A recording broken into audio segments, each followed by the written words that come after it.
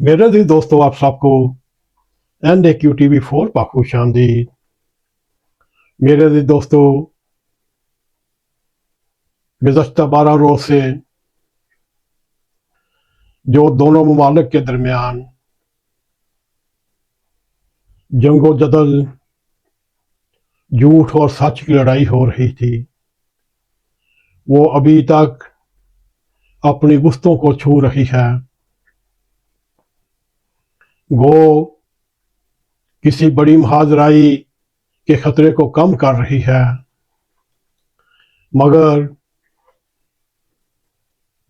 इसी तनासब से देखा जाए अखबारात, टेलीविज़न स्क्रीन मुमकिन जंग के पस मंज़र की शोला बयानियों की ज़ख़ीरा अंदोज़ी में कमी नज़र आ रही है, मगर फिर भी जंग के व्यापारी, जंग के आड़ती अपनी खुद ख्यालात की जंग में धुआंधार गोलाबारी, बस्तियों की तबाही, शहरों की शिकस्त व फतह की मंजरकशी में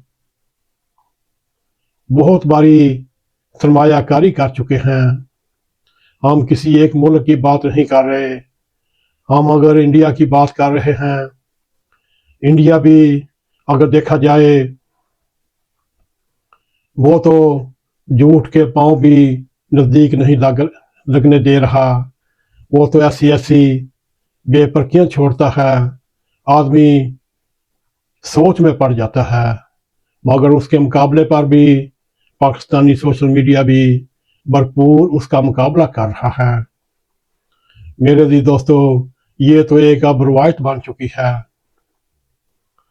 कि जंग के शोले भड़काने के लिए कौम परस्ती का जुनून ही काफ़ी होता है। अगर इसमें मजहबी टच भी दिया जाए, चाहे वो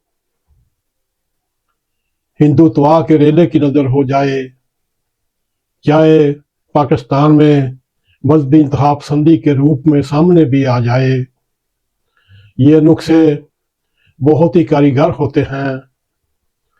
और यूं देखा जा सकता है इस वक्त इंडिया और पाकिस्तान के दरमियान महाभारत का दरवाज़ा खुला हुआ है।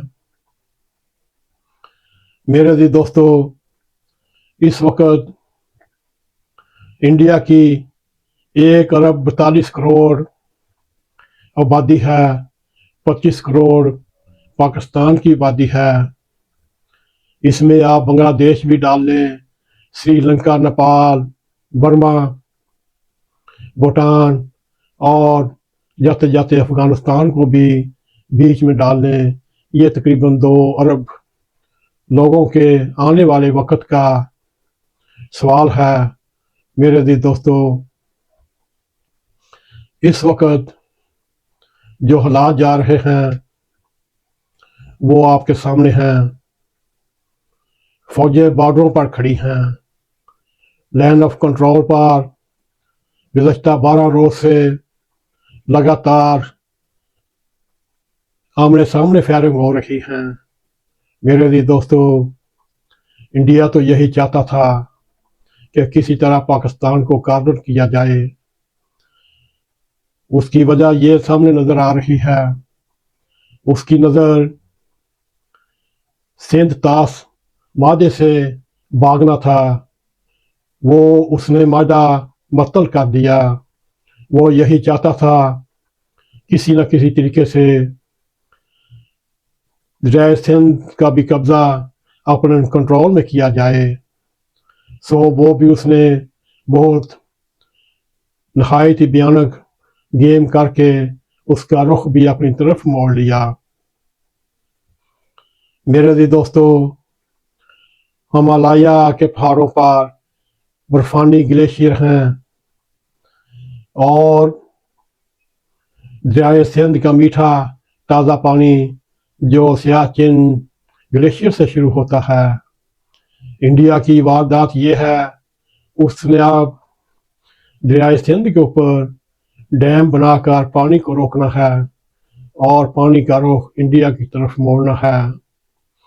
पाकिस्तान کیا انڈیا ان کے پاس نیوکلیئر وار ہیڈ بھی ہوں، جدید طیارے بھی ہوں، جدید اسلحہ بھی ہو؟ پانی کے بغیر کسی کو کوئی ویلیو نہیں۔ یہ پروگرام کافی قسطوں پر چلے گا۔ یہ پہلی ایپیسوڈ ہم نے آپ کے لیے موجودہ انڈیا اور پاکستان کی کشمکش کے پس منظر میں یہ ہم نے ایک مضمون شروع کیا ہے، اس کا حصہ اول آپ کے سامنے رکھا۔